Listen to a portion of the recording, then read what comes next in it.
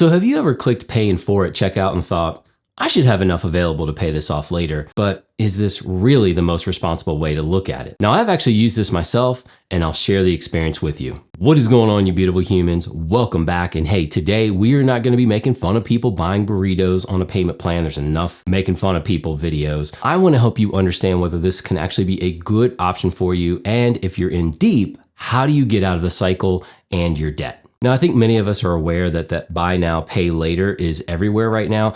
And in this video, we're going to be breaking down who is using it, the real cost, and why rising defaults might be hinting at something bigger as far as the economy goes, and even 2 bonus tips that you may not be considering. So buy now, pay later does have a little bit of this like layaway roots. And really what it does is it lets you split a purchase into smaller payments, usually over 6 weeks, with 0% interest if you pay it on time. And unlike layaway, you actually get the item up front. And is this a layaway 3.0 where it's digital, it's instant, and obviously deceptively easy? So who is actually using this? Well, buy now, pay later is really most popular with younger generations. So Gen Z is definitely using it for everyday expenses. And yes, even groceries. Now, Millennials, they lean on it for electronics, furniture, and travel, and they're also using it almost as much as Gen Z, which my generation is a bit more cautious, but usage is rising as inflation squeezes those budgets. Now, why it is actually booming, but what it can actually cost you. So when you have 0% interest plans like Pay in 4 with Affirm, Klarna, Afterpay,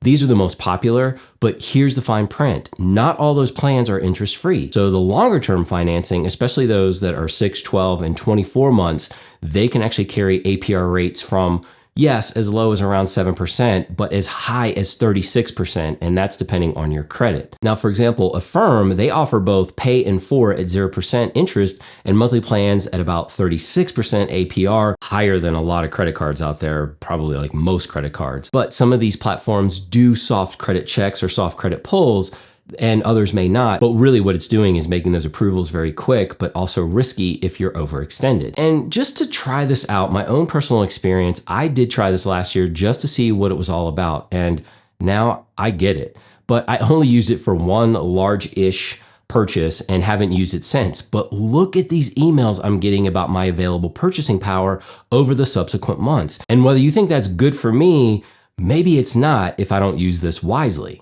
So the warning signs when we talk about the rising defaults and the bigger economic signals is that we saw that Klarna, they saw a 17% spike in losses last quarter. 41% of buy now, pay later users reported at least one late payment last year. And 71% of Gen Z users do have multiple plans at once.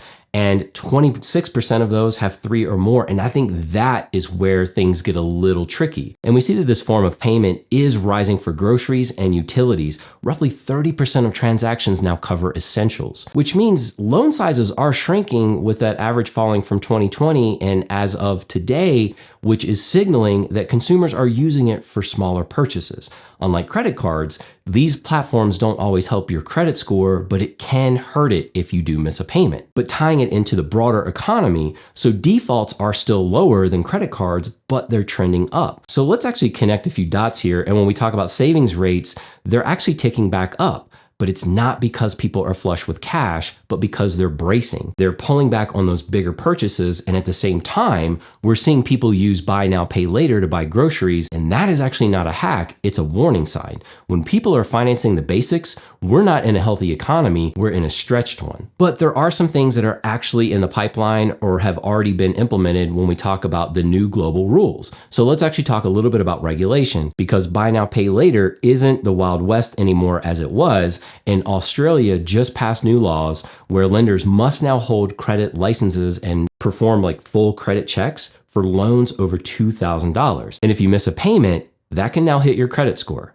And in New York, they became the first US state to license lenders with limits on fees and stronger consumer disclosures. And in the UK, they're also rolling out financial conduct authority oversight and including mandatory affordability checks and complaint protection. And our own consumer protection agency here in the US, well, I think we know that they've recently scaled back federal enforcement, And they're leaving it up to the states to step up, so be mindful of what is happening in your state. So the bottom line here is that yes, this type of platform is maturing and the governments are finally catching up to what millions of people are using every day. And hopefully in your area, your government is going to be catching up to this just to offer some extra protections. So how do we actually use this type of platform responsibly, if at all? What you have to look at is intent over impulse. So don't use it for stuff that you didn't already plan to buy. And then of course you gotta know the terms. 0% is awesome.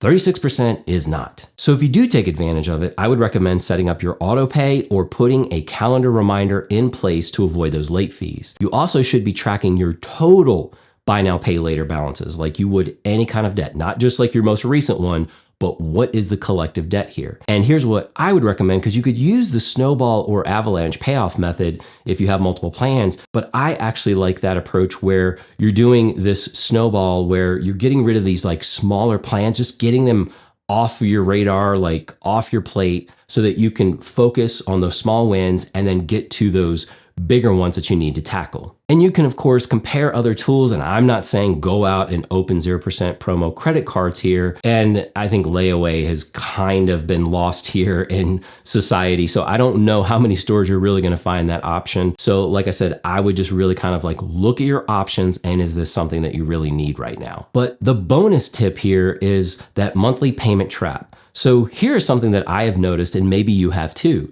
So with this type of platform, this shifts your focus from can I actually afford this to can I just afford the payment? This can be really dangerous because when you only look at, let's say, that $12 today, you forget that the real cost could be $300. And that is actually how you end up with a closet full of stuff or gadgets or whatever it is, and ultimately a balance that you just weren't planning for. And of course, the second tip and what you really need to know is that consumer protection that you might lose. So when you use a credit card, you often get built-in protections like extended warranties, purchase insurance, or the ability to dispute charges if something goes wrong. This is the primary reason why I use credit cards. But with buy now, pay later, that safety net is essentially gone. If your product never shows up or the seller just completely ghosts you, you could still be stuck making those payments. And look, the platform can be a smart tool, but only if you use it like credit. Know the total cost, protect your purchases, and don't fall for the easy monthly payment trap. However you decide to use it or not, or pay down that debt, just be careful out there, my friends. And as always, I would love to know what your thoughts are and look forward to hearing from you in the comments below. I appreciate your time here. And if you found this helpful, give it a like, subscribe to the community, and I will catch you right back here on the next one.